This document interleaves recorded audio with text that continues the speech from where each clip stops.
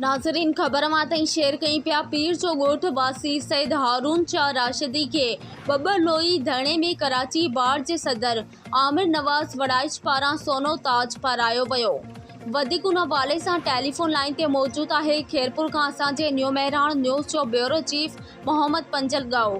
जी मोहम्मद पंजल, कहिड़ा तफ़सीलात आहिनि, आगाह कजो। तव्हांखे ॿुधाईंदो हलां, पीर जो ॻोठ वासी सैद हारून शाह राशिदी खे बबुल थाणे में कराची बार जे सदर आमिर नवाज़ वराइच पारां सोनू ताज पारायो वियो।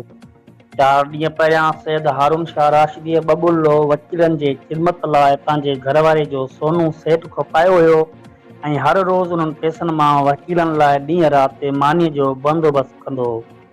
सदर कराची बार आमिर नवाज़ वराइच पारां अॼु सैद हारून शाह राशिदी खे सोनू ताज पाराए ऐं चयो त ही सोनू ताज जो उन भेण खे पाराइजांइ जंहिं बबुल थाणे में वकीलनि जे ख़िदमत लाइ पंहिंजा सोना ज़ेवर खपाए तव्हांखे ॾिना हुया। सोनू ताज 2 ॾींहं पहिरियां सदर कराची बार आमिर वराइच खे सुमरा बिरादरी पारां ॾिनो वियो हुयो, जेको आमिर वराइच सैद हारून शाह राशिदी खे पारायो। जी ठीक है मोहम्मद पंजल, तफ़सीलात लाइ महिरबानी।